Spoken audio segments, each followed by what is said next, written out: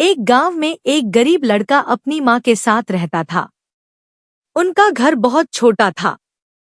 घर में बस एक पुरानी चारपाई, एक पंखा और कुछ जरूरी सामान था। लेकिन एक चीज की कमी हमेशा महसूस होती थी, और वो थी टीवी। हर शाम लड़का अपने पड़ोसियों के घर के बाहर खड़ा होकर टीवी देखता था।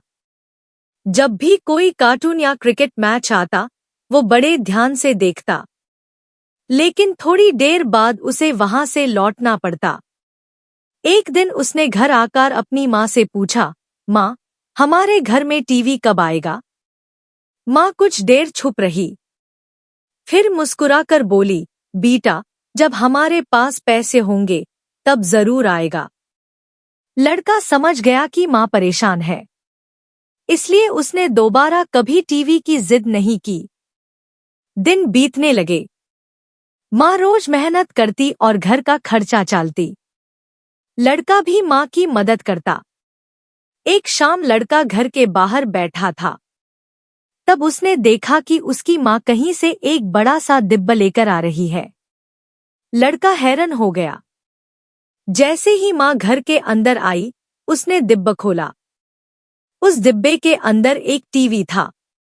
लड़का खुशी से उछल पड़ा। यकीन ही नहीं हो रहा था कि अब उसके घर में भी टीवी है।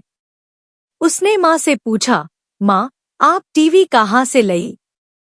माँ बोली, मैं कई महीनों से थोड़े थोड़े पैसे बचा रही थी। मैं तुम्हें सरप्राइज देना चाहती थी। ये सुनकर लड़के की आंखें भर आई।